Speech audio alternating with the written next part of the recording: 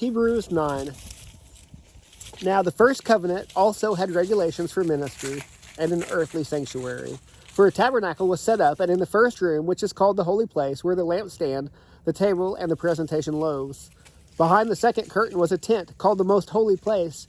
It had the gold altar of incense and the ark of the covenant, covered with gold on all sides, in which was a gold jar containing the manna, Aaron's staff that budded, and the tablets of the covenant.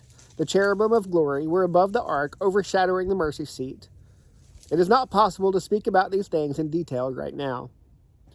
With these things prepared like this, the priests enter the first room repeatedly, performing their ministry, but the high priest alone enters the second room, and he does that only once a year, and never without blood, which he offers for himself and for the sins of the people had committed in ignorance. The Holy Spirit was making it clear that the way into the most holy place had not yet been disclosed, while the first tabernacle was still standing. This is a symbol for the present time, during which gifts and sacrifices are offered and cannot perfect the worshipper's conscience. They are physical regulations and only deal with food, drink, and various washings imposed until the time of the new order. But Christ has appeared as a high priest of the good things that have come in the greater and more perfect tabernacle not made with hands, that is, not of this creation. He entered the most holy place once for all time, not by the blood of goats and cows, but by his own blood, having obtained eternal redemption. For if the blood of goats and bulls and the ashes of a young cow, sprinkling those who are defiled, sanctify for the purification of the flesh, how much more will the blood of Christ, who through the eternal Spirit offered himself without blemish to God, cleanse our consciences from dead works so that we can serve the living God? Therefore, he is the mediator of a new covenant, so that those who are called might receive the promise of the eternal inheritance, because a death has taken place for redemption from the transgressions committed under the first covenant.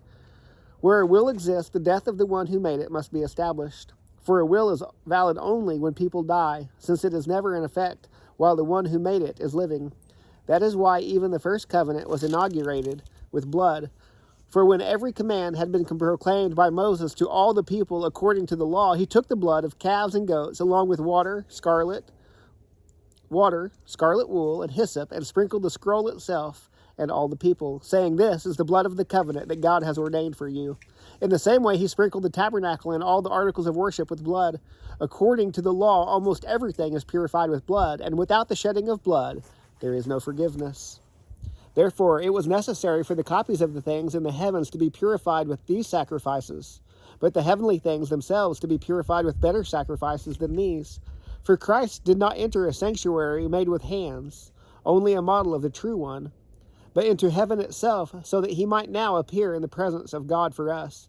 He did not do this to offer himself many times, as the high priest enters the sanctuary yearly with the blood of another.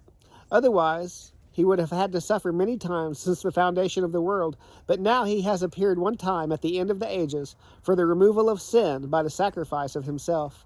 And just as it is appointed for people to die once, and after this judgment, so also Christ, having been offered once to bear the sins of many, will appear a second time, not to bear sin, but to bring salvation to those who are waiting for him.